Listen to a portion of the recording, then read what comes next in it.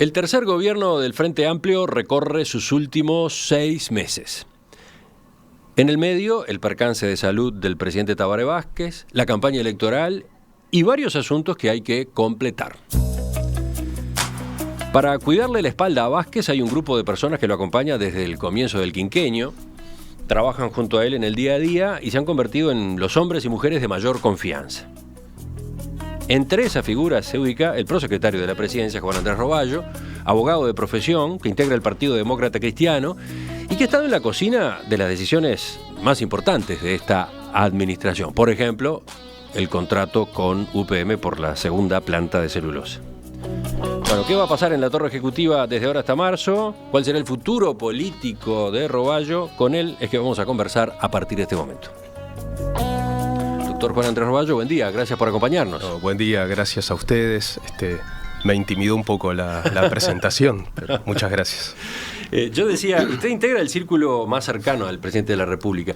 Y entonces, arranco por acá. ¿Cuándo se enteró de que en su último chequeo médico le habían encontrado ese nódulo pulmonar con características malignas?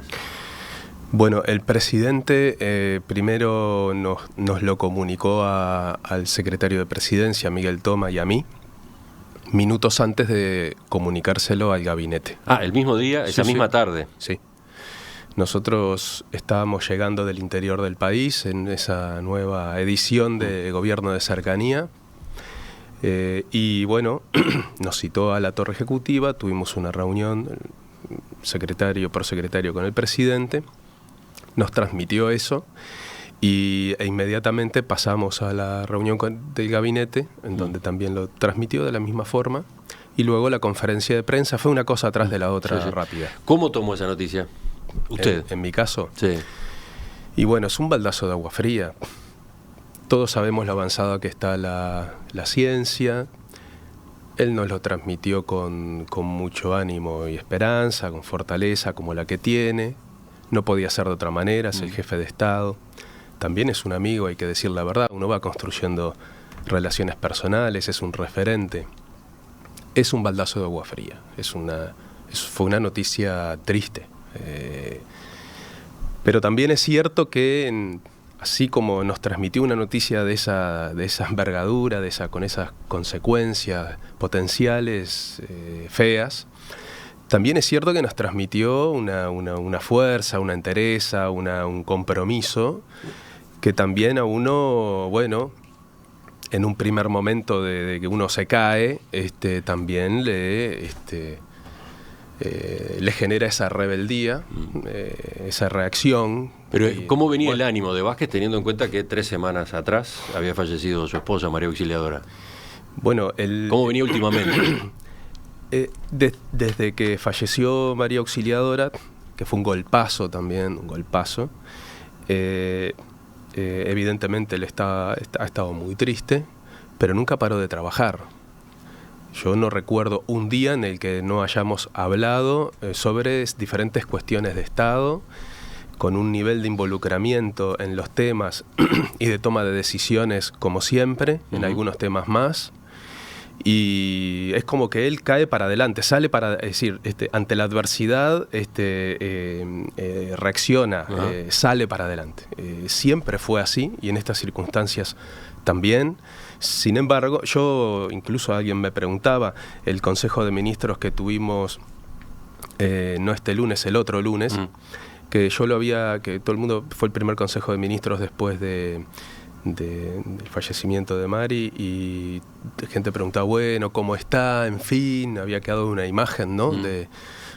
Muy abatido. Y la verdad es que yo estaba contento porque lo había visto. Ajá. Es verdad, no se sonrió mucho en el gabinete, pero estaba enérgico, fue de los gabinetes más largos que tuvimos, trató todos los temas. Cuando pasan estas cosas sale para adelante, es la verdad. Ahora está internado en la Asociación Española, sí, para la biopsia que se concreta hoy a efectos de determinar la gravedad de ese tumor. ¿El lunes va a estar en el Consejo de Ministros? ¿Ya transmitió esa decisión? Bueno, ayer antes de internarse me llamó y como siempre nos transmite a secretario y prosecretario las firmas de las cuestiones urgentes, cuáles habían sido. cómo íbamos a procesar el acuerdo de estos días, porque al presidente Vázquez hay que llevarle el acuerdo, es decir, todos los documentos que van para la firma, todas las cuestiones, hay que darle lo que le llamamos el falso acuerdo, con varios días de anticipación, porque él se los estudia y se los lee todos. Para después firmarlos el lunes. Entonces, ayer jueves él estaba trabajando con eso y estaba disponiendo que, dependiendo de cómo saliera de esto, si lo trabajábamos, si hacíamos reunión de gabinete o si lo firmábamos en Suárez o cómo hacíamos, pero siempre en el esquema de el lunes hay acuerdo. Y para terminar, ¿en qué circunstancias el presidente podría solicitar una licencia en el ejercicio del cargo? Hasta ahora no lo ha hecho. No. Yo supongo que eso dependerá de lo que los médicos le indiquen, pero ahora, en este momento, por lo que ha dicho el vocero en esta materia, que es el doctor Mario Celarrayán, y por lo que he escuchado del propio presidente, no hay ningún elemento que nos haga pensar que pudiera pedir licencia en virtud de que los pasos que tiene que dar ahora no le impiden trabajar. Y así como también en otras ocasiones una gripe no ha dejado nunca de trabajar, así que yo no veo en el escenario que viene que haya ninguna situación de licencia, porque Tabaré Vázquez trabaja todos los días, todo el año. Entonces no creo que este elemento cambie, salvo que en determinado momento, dependiendo del tratamiento, lo que fuere, él es una persona responsable también, obviamente, pero no se avisora a corto plazo que haya una situación de esas. Bueno, y si miramos para adelante, dejando de lado esta situación así puntual, coyuntural de estos días, si miramos lo que queda del periodo, a esta altura, hace 5 años, José Mujica decía que antes de terminar le gustaría dejar 2 o 3 paquetitos atados, usó esa expresión. En este caso, ¿ocurre algo parecido al presidente? ¿A usted le gustaría dejar atado algún paquete de algún asunto especial? Bueno, ustedes vieron que Tabaré Vázquez es una persona metódica, trabaja por proyecto, evalúa permanentemente. Yo diría que lo que nos insumió más esfuerzo en los últimos meses y que podría definirse como no sé si el paquete, pero el proyecto que el país necesitaba particularmente en este momento fue el contrato y la confirmación de la mayor inversión privada directa en Uruguay, el proyecto UPM2. Uh-huh. Ese es el tema. ¿La confirmación de la inversión en la segunda planta es el mayor logro de esta administración? No, yo creo que no. El mayor logro de esta administración, creo yo, es una opinión personal, es haber logrado mantener el cerno, la razón de ser de un gobierno de izquierda, de un gobierno del Frente Amplio, a pesar de los embates, de las dificultades de la región y del mundo. Es decir, mantener el crecimiento, mantener dentro de las 5 prioridades 4 que tienen que ver con inversión social y también lograr darle un impulso en este periodo de gobierno a un elemento fundamental que se empieza a ver sus implicancias, como fue la gran inversión en infraestructura vial, portuaria y en materia educativa. Cuando el presidente Vázquez anunció los 12.000 y pico de millones de dólares de inversión en infraestructura, se nos dijo de todo. Y hoy es otro de los proyectos, paquetes o proyectos atados que se va a cumplir y que impulsan al país hacia adelante de una manera que no nos hubiéramos imaginado. Y no podríamos estar soñando con algunos proyectos si no fuera así, tanto en materia educativa como en materia de inversión, infraestructura. La descentralización, la concreción de la descentralización en todas estas áreas es brutal. Y ustedes saben que el presidente Vázquez tiene, no digo una obsesión, sino que un pilar político, desde que fue intendente en Montevideo y luego como presidente, fueron los procesos de descentralización. No solo las normas que generaron descentralización política, creando los municipios, sino la verdadera transferencia de recursos y de poder político al interior del país. Por eso también la incidencia o la incidencia del Estado en la definición del inversor por llevar esta planta a una zona que tiene, dentro de los índices buenos que tiene Uruguay, son los más deprimidos, la zona noreste del país, centro y noreste del país. Bueno, eso fue un logro estratégico, trabajado, que creo que son de las cosas que quizá en lo inmediato puede no verse claramente, pero dentro de un tiempo vamos a lograr percibir una cantidad de efectivos que tiene que ver esencialmente con la mejora de la calidad de vida de las personas más allá del punto del país en donde vivan. Hablando del proyecto UPM2, en julio se firmó con la compañía un contrato complementario del que se había suscrito en el año 2017. Hemos comentado más de una vez su alcance, pero nos ha quedado pendiente justamente la voz del gobierno a propósito de una cláusula en particular, la 4222. Esa en la que puede finalizarse el acuerdo por decisión y conveniencia de UPM. Lo leo. UPM podrá emitir una notificación por escrito de finalización del contrato de inversión y del contrato complementario, sus anexos y sus adendas, por razones de conveniencia y a su entera discreción. La presente potestad no tendrá valor alguno si UPM no comunica por escrito su intención de ejercerla con un preaviso no menor a 1 año. ¿Por qué se incluyó algo así? Bueno, en los contratos que se hacen con empresas internacionales, también a nivel nacional, este tipo de cláusulas existen. Tiene que ver con los proyectos. Este proyecto tiene una perspectiva de 50 años. Entonces, en 50 años las cosas en un país pueden cambiar mucho. Y hay un principio que quizá es desde ahí de donde tenemos que leerlo. En Uruguay, el principio es que hay libertad de trabajo y libertad de empresa. Eso lo dice la Constitución de la República. Hay libertad de trabajo y libertad de empresa. Yo no puedo obligar a una persona a trabajar, sería trabajo forzado. No puedo, si la persona trabaja, bárbaro, si no trabaja, no la puedo obligar a trabajar compulsivamente.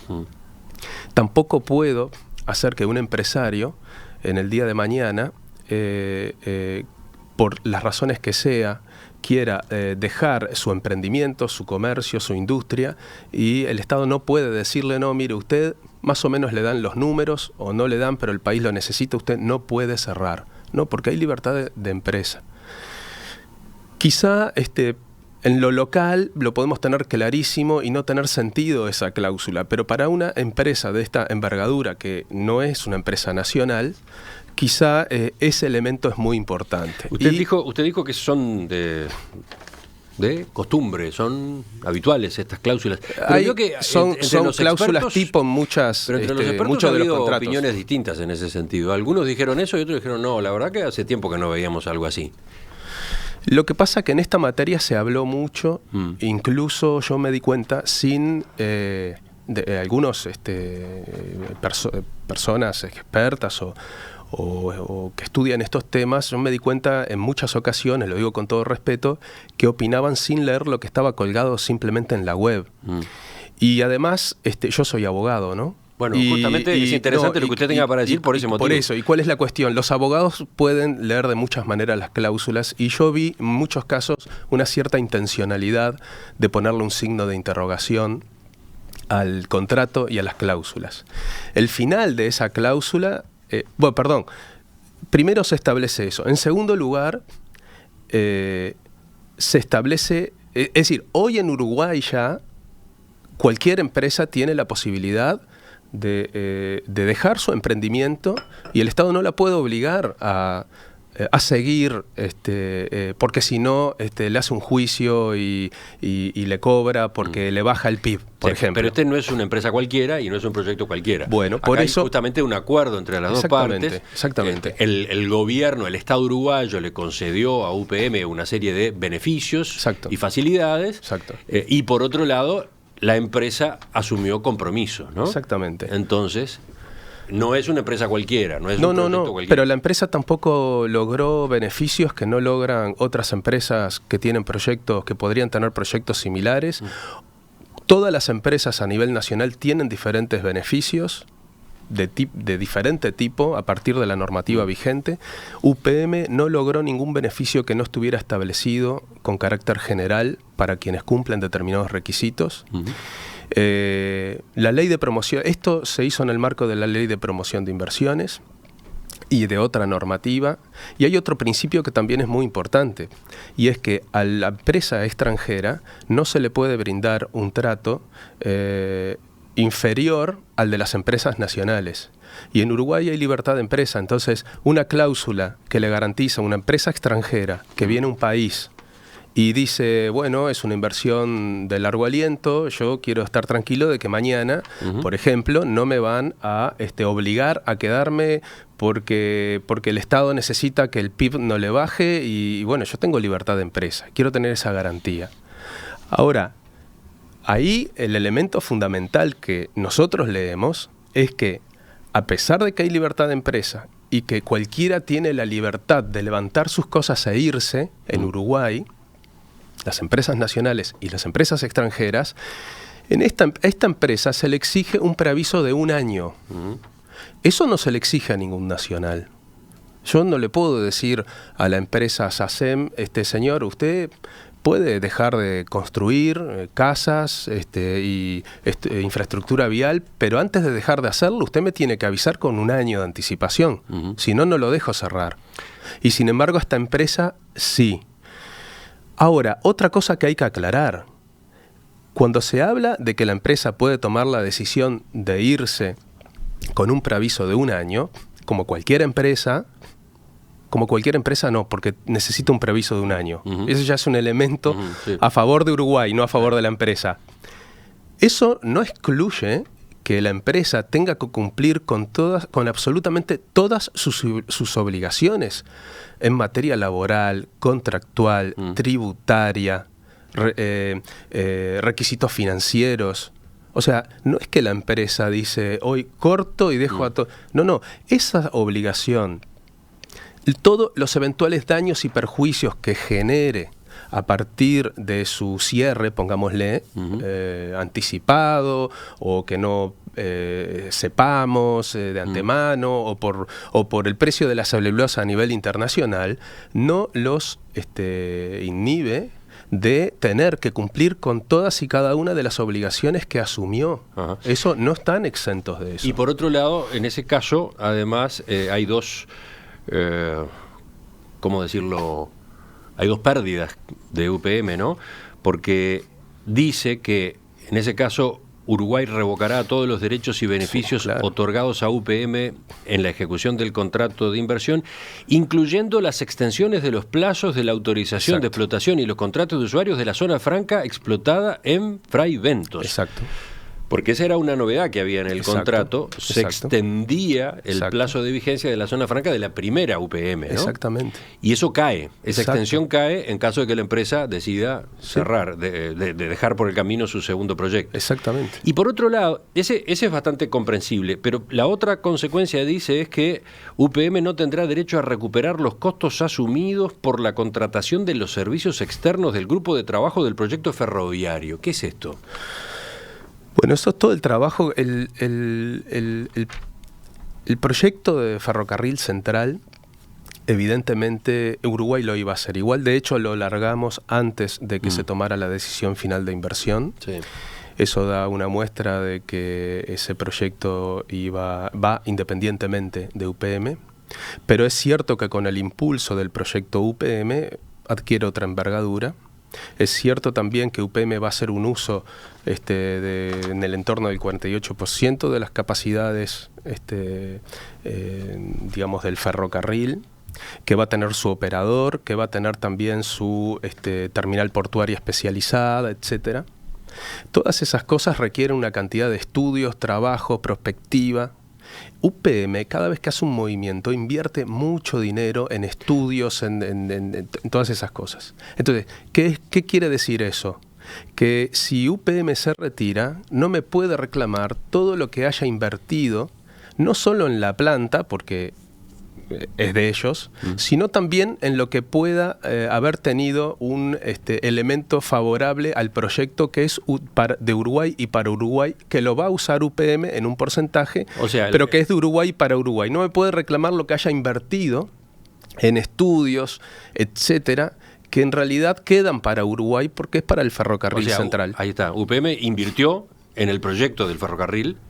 Invierte en estos estudios porque como UPM se quiere asegurar que el proyecto ferroviario sirve a los efectos de traer su producción a Montevideo, entonces realiza una cantidad que Uruguay se los aprovecha y los usa, pero que si se va o no lo usa, yo no le devuelvo la plata. Dos preguntas más sobre esto. ¿Estaba en riesgo el avance de las conversaciones si no se incluía esta cláusula? Porque en el primer contrato no estuvo. En el contrato original de 2017 no estaba. Lo que pasa es que el contrato original de 2017 se cumplió con una etapa y todo lo que no se había podido cerrar, y entendimos que estaban los componentes esenciales. Todas las cosas que no se pudieron cerrar a ese momento quedaron para analizarse en un contrato complementario. Esta era una de las cosas que sabíamos que teníamos que tratar, pero no optaba a la continuidad del proyecto. Y otros puntos evidentemente optaban a cerrar definitivamente y a que la empresa tomara su decisión final de inversión, pero no de una manera excluyente. Es decir, y no fue solo este punto, fueron muchos, incluyendo, por ejemplo, que también tuvo un manejo público rarísimo, el laboral. Otro tema, otra pregunta que se ha hecho en estos días es ¿por qué no se incorporó una disposición espejo? Una disposición similar para que el Estado uruguayo quisiera dar por concluido el acuerdo.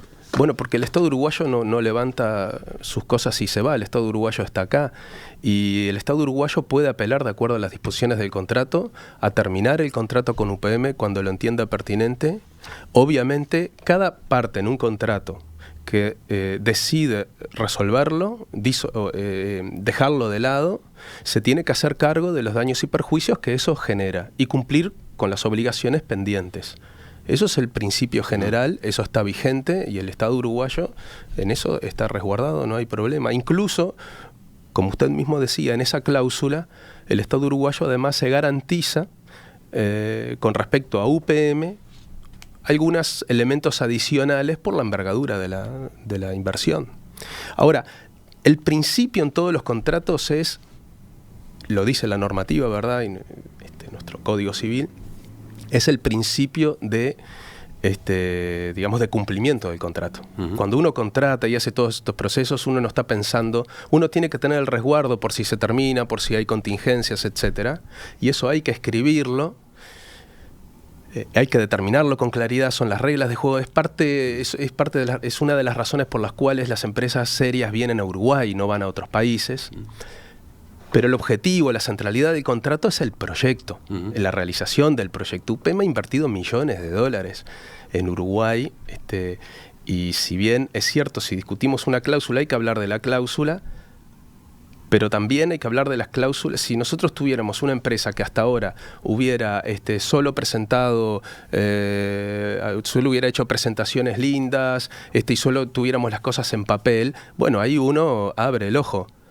Pero UPM ha invertido millones de dólares en diferentes elementos y eso también estimula la realización de los contratos, genera confianza entre las partes. Los contratos también es confianza entre las partes y creemos que con estos instrumentos además se garantiza eso para el futuro. Es uno de los hombres de mayor confianza del presidente de la República. Abogado de profesión, integra el Partido Demócrata Cristiano, estuvo en la cocina de las decisiones más importantes de esta administración. Con nosotros en la entrevista central hoy se encuentra Juan Andrés Roballo. Doctor Roballo, paso a otro tema que también lo tuvo usted como prosecretario de la Presidencia involucrado en estos días. Estando como estamos en plena campaña electoral, se utilizó el portal de internet de Presidencia de la República para cuestionar a la oposición. Concretamente una nota que se publicó el 13 de agosto se titulaba Astori, : la única manera de poner en práctica el programa de la calle Pou sería con un feroz recorte del gasto. El título correspondía a una entrevista al ministro Astori. El artículo provocó sorpresa, provocó críticas Y al día siguiente usted expresó que esa publicación, sí, iba a ser analizada, que no había pasado por sus manos y que se iba a examinar la conveniencia, la oportunidad del uso de la web de Presidencia. ¿Qué concluyó después? Mire, Emiliano, si este artículo hubiera salido 2 años atrás, capaz que no estábamos hablando de esto. Sinceramente yo no soy el editor, digamos, del portal de Presidencia. Yo a veces lo veo, a veces no lo miro. Cuando vi eso, no lo vi porque estaba revisando la prensa, sino por la reacción, que me sorprendió la reacción, sí. Pero le presté atención. En un primer momento no entendí bien, pero luego cuando escuché los análisis y lo contextualicé, me di cuenta que bueno, que era atendible la preocupación que había generado. Sí se miraba como desde ese lugar, como un intento de utilizar una herramienta que es del gobierno para polemizar en términos electorales. Y bueno, eso no está bien si se mira desde ese punto de vista. Creo que no hubo una intención explícita de hacerlo. Pero ¿cómo, simplemente cómo siguió ese análisis? Porque la nota continúa publicada. Creo que fue un título quizá que no debió haber sido así, porque si el título hubiera sido diferente o si el contenido se hubiera planteado de otra forma, no tendría mayor problema, porque en definitiva, cuando se cuestionan decisiones de la política económica, quien responde es el ministro y tiene derecho o es imprescindible que lo haga también en los lugares de difusión del gobierno, porque tiene que dar tranquilidad también a la población. Me parece que lo que hubo ahí fue quizá un elemento de tono que generó toda esta situación. ¿Discutieron el asunto, por ejemplo, con el propio presidente Vázquez? No. ¿Con el ministro Story? No, porque tuvimos una cantidad de temas trascendentes que impidieron que... Porque además enseguida, ¿por qué? Porque en realidad la posición del presidente es no intervenir en el proceso electoral, y si esto se interpretó así, en el futuro no va a pasar. Con respecto a Astori, una cosa que yo ya he dicho, Astori debe haber quedado más sorprendido todavía, porque él le hace una entrevista, él habla, y luego quien hace la entrevista y quien titula, etcétera, no es Astori, es en este caso la Secretaría de Comunicación de Presidencia. A Astori lo debe haber sorprendido las acusaciones hacia él, porque él respondió a planteos de determinados actores políticos y luego él terminó en el banquillo de los acusados, y él se debe estar preguntando ¿por qué? Bueno, porque se planteó la respuesta quizá en términos inadecuados en el portal de Presidencia. Pero no se modificó ese encare. Lo que se modificó es que para adelante tenemos que tener mucho más cuidado en el armado de las noticias y en la difusión de determinadas noticias, porque no puede dar no solo hay que hacerlo, sino que también hay que parecerlo, y no se puede dar a la población la idea de que se utiliza un mecanismo del gobierno para entrar en el proceso electoral. Ahora, ojo, eso no quiere decir que el portal de Presidencia tenga que bajar todas las noticias del gobierno porque estamos en el proceso electoral, que no hagamos, como se nos ha sugerido, no más gobierno de cercanía porque estamos en el proceso electoral, los ministros no pueden estar recorriendo el país porque parece que estuvieran en campaña. No podemos frenar la marcha del gobierno, no podemos dejar que de repente se digan determinadas cuestiones que afectan la vida nacional, que afectan las posibilidades del país, como son algunas cuestiones vinculadas a la economía, vinculadas a lo social, vinculadas a la seguridad, y decir, bueno, ninguna página web del Estado ya puede de alguna manera contrarrestar esa información que a nuestro juicio puede ser errónea, que puede merecer aclaraciones o que puede ser falsa, porque estamos en el proceso electoral. Hay que ser razonables en esto, hay que buscar un equilibrio, hay que tener cuidado, hay veces que es un tema de tono. Yo creo que no fue tan complicado. ¿Se habló con Comunicación de Presidencia? Intercambiamos, pero lo que pasa es que como no hubo una intención, no hubo un tema de decir, bueno, tenemos que cambiar la línea editorial, porque en realidad no hay una línea editorial de entrar en la pelea político-electoral, porque la Secretaría de Comunicación de Presidencia no es su función y no lo tiene como una de sus funciones. El riesgo siempre está y hay que cuidar. Eso sí se remarcó. Como el riesgo está y como esto, si no bien no tuvo la intención, terminó siendo visto así, nosotros podemos creer que no fue así, pero si se percibió de esa manera y si generó esto, ya es una realidad y tenemos que cuidar esas cosas. Hay más temas para la entrevista con el doctor Roballo. Vamos a ellos enseguida en el final de este reportaje. Doctor Roballo, usted hacía estas aclaraciones sobre aquella publicación con el título de Astori en la página web de Presidencia.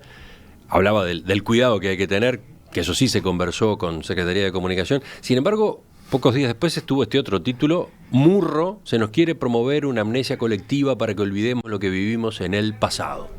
¿No estamos otra vez ante una titulación en el límite o pasada del límite? Bueno, yo creo que no. Uno ve en la región y en el mundo a presidentes haciendo campaña, se los permiten sus normas. En Uruguay a Murro no se le prohíbe hacer política, es al presidente de la República. Y si un ministro, un actor político al cual se le presentan una cantidad de cuestionamientos permanentemente, etcétera, no se lo puede amordazar porque estamos en campaña electoral.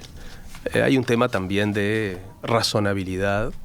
No, el tema es dónde se publica ese planteo público del ministro. Bueno, pero a mí me parece que esto tiene que ver también con la transparencia.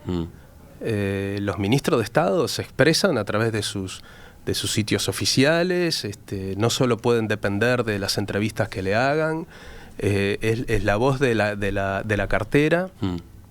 Y del gobierno de alguna manera, y también tiene que ver con los estilos de cada ministro. Me parece que está muy lejos, o no tiene nada que ver con un uso indebido de una herramienta, tiene que ver con la expresión del Estado, con la expresión del gobierno sobre los diferentes temas, y también con dar respuesta y transparente, porque de todos modos, no se puede amordazar al gobierno durante 6 meses mientras está el proceso electoral. No se puede hacer eso. De acuerdo a los parámetros que usted manejaba, de todos modos, va a estar observando esto día a día, supongo. Bueno, no me lo había planteado como una tarea digamos, prioritaria, pero atento a la sensibilidad que genera, creo que tenemos que ser cuidadosos, evitar que hayan dificultades en este sentido. Vayamos justamente ahora a lo electoral. Usted es un dirigente político relativamente joven, para los términos uruguayos, 48 años. Muchas gracias. En este periodo, como decíamos, ocupó uno de los puestos más importantes en la presidencia. Antes, en el gobierno Mujica, fue inspector general de Trabajo, en el Ministerio de Trabajo y Seguridad Social. Y antes, en el primer gobierno de Tabaré Vázquez, fue diputado, ¿no? Sí. Ingresó en la Cámara como suplente de Lilian Quechichian. Sí. ¿Ahora va de vuelta por la diputación? Sí. Es un desafío, recibí algo de presión para eso, de colectivos políticos y independientes, etcétera.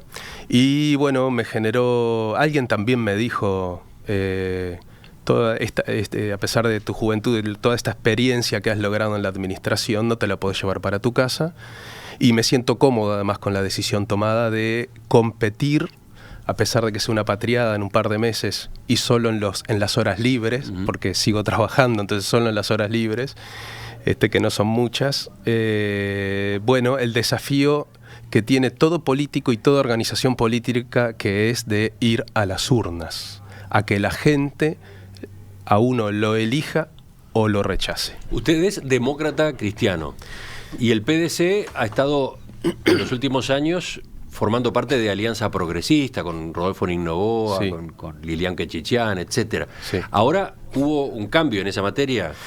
Sí, yo soy demócrata cristiano, me afilié al PDC en el 94, pero creo en los espacios más abiertos, por eso ahora generamos este espacio 427, que se denomina así, para imponer el número de la lista, 427, pero quiere ser un espacio más amplio. Está el PDC como organización política, con su nitidez, Pero también hay algún movimiento de jóvenes pequeño, hay independientes que empiezan a acercar mucho, y efectivamente sí dimos un paso distinto al acuerdo político que teníamos con la Alianza Progresista, que en su momento tuvo una formulación diferente también a su inicio, y bueno, y también del acuerdo FLS, porque o sea, ustedes ya no habían están condiciones. en el Frente Liber Sereñi. No.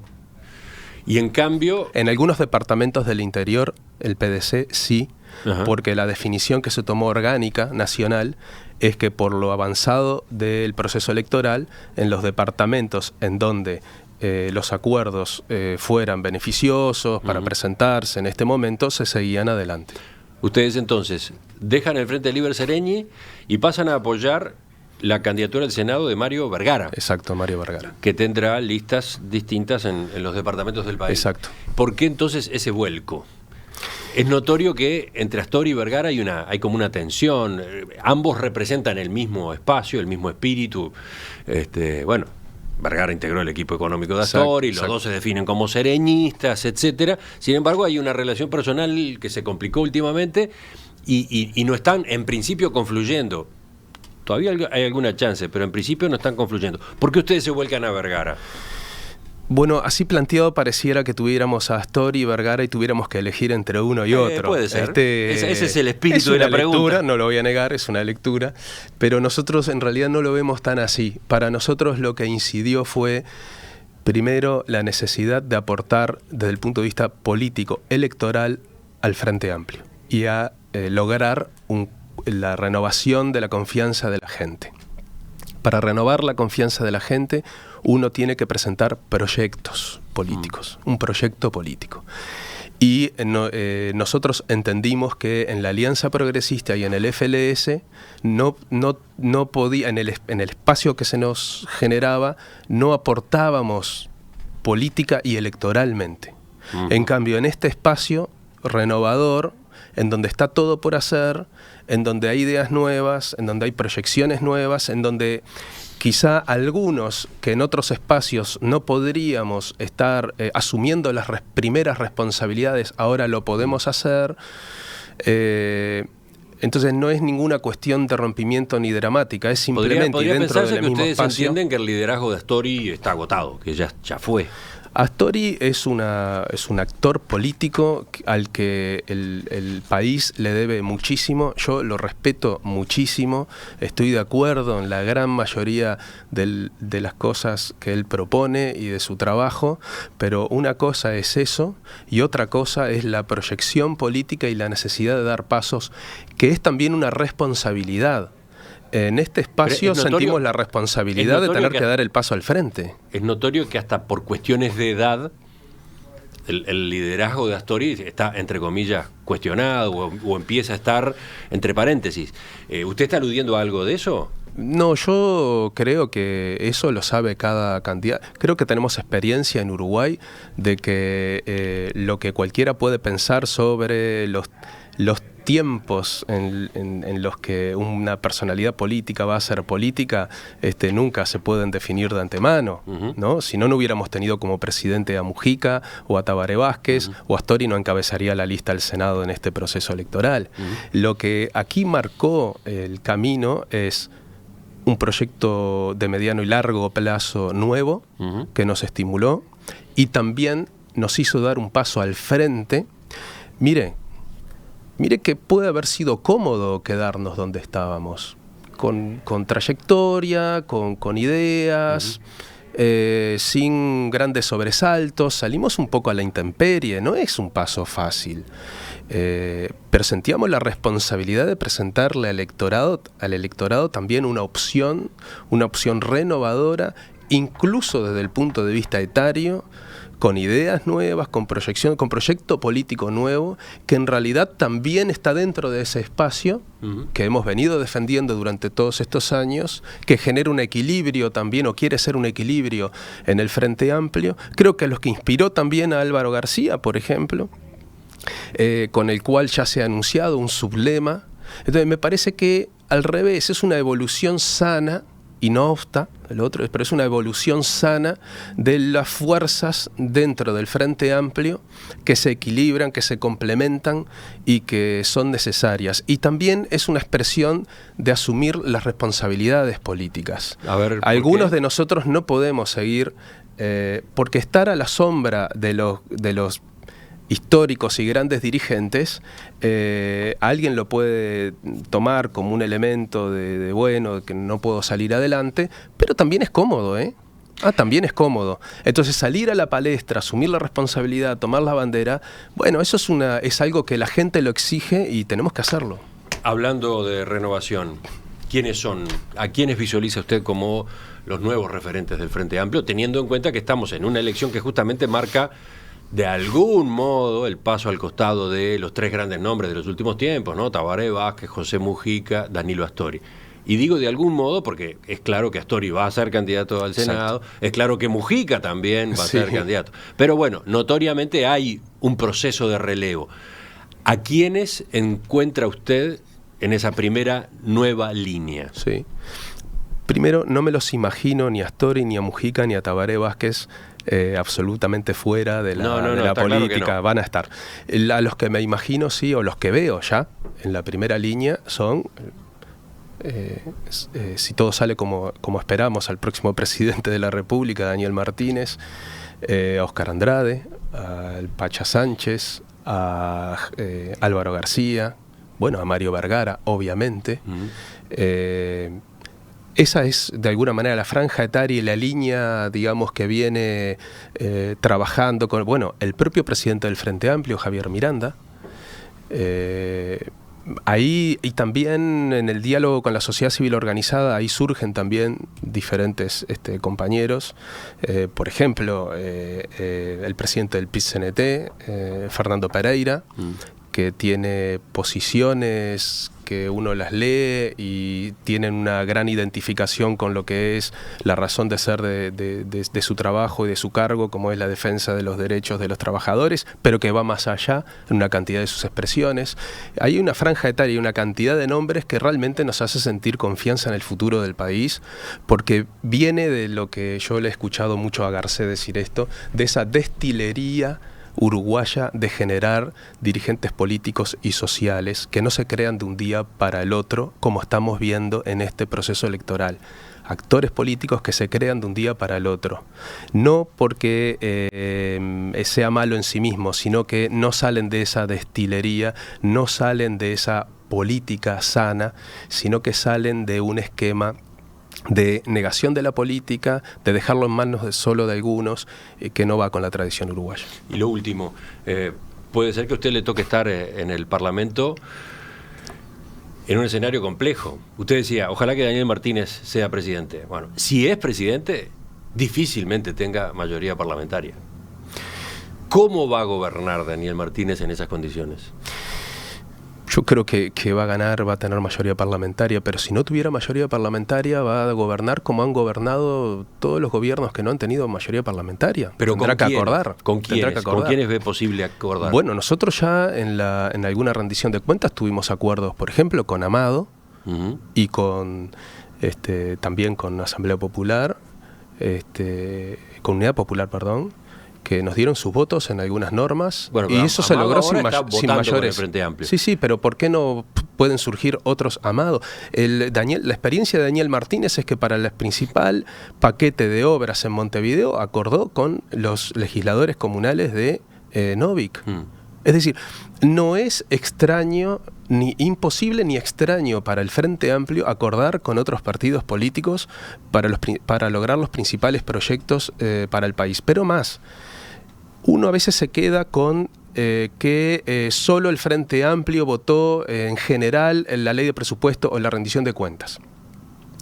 Pero cuando uno entra al análisis del articulado, uno se encuentra con que la mayoría de los artículos, o una inmensa cantidad de artículos, son votados no solo por el Frente Amplio, sino también por los partidos de la oposición que encuentran determinadas cosas que están bien. Entonces, eso es un ejercicio que habrá que afinar, pero que no solo no es imposible, hasta diría que hasta deseable.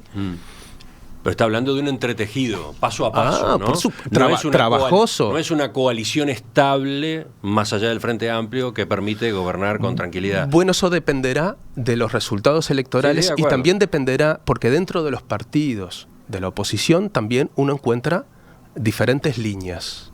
Y eso dependerá de los acuerdos políticos que se logren hacer, que podrán ser permanentes, que podrán ser en cada ocasión por tema, pero eso dependerá mucho. Yo creo que hay que dejar pasar el proceso electoral, ya pensando en esto, pero hay que dejar pasar el proceso electoral, ver el mapa cómo queda, analizarlo, pero esa es la tarea quizá más linda, democrática, en donde cada uno tiene que dejar su posición, ponerse en el lugar del otro, ver por el país. Ahí es donde todos cada uno va a ver y la gente va a ver qué ponemos por delante, si los intereses partidarios o el país. En fin, creo que es un gran ejercicio democrático, trabajosísimo, pero gran ejercicio democrático. Doctor Juan Andrés Roballo, prosecretario de la Presidencia, gracias por acompañarnos esta mañana. Encantado, con mucho gusto. Gracias a ustedes.